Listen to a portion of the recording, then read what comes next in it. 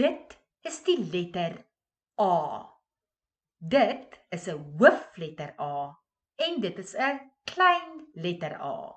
So it is a capital letter A and a small letter A. Die letter A maak die klank A.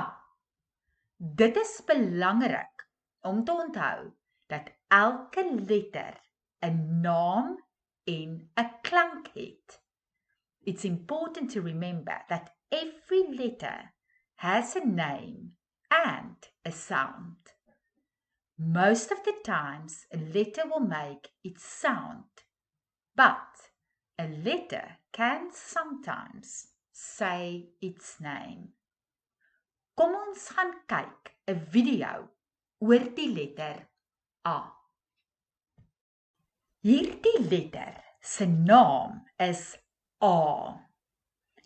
Dit maak die klank A, A, A, A.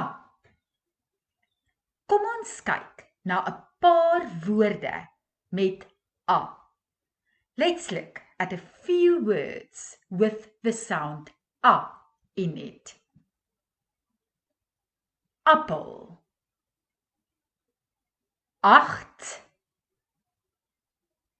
Kar. Bak. Rak.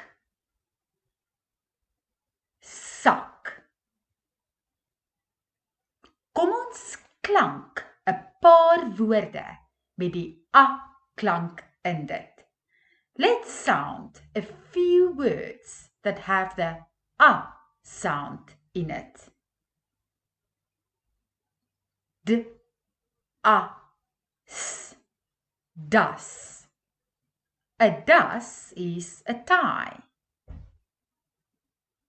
B, A, D, bat.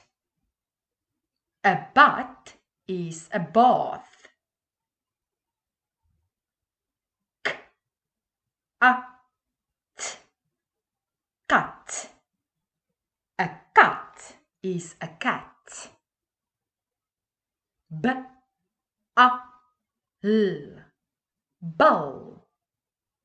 A ball is a ball. L, A, M, lam. A lamb is a lamb. Af. Af means down. Now we are going to read a story that have a lot of A sounds in it. Zak die kat. Hallo, ek is Zak. Ek is 'n kat. Ek is 8 jaar oud. In die dag sit ek op 'n tak of op die dak. My bal is in die sak op die rak. Ek was nooit in die bad, want ek is Zak die kat.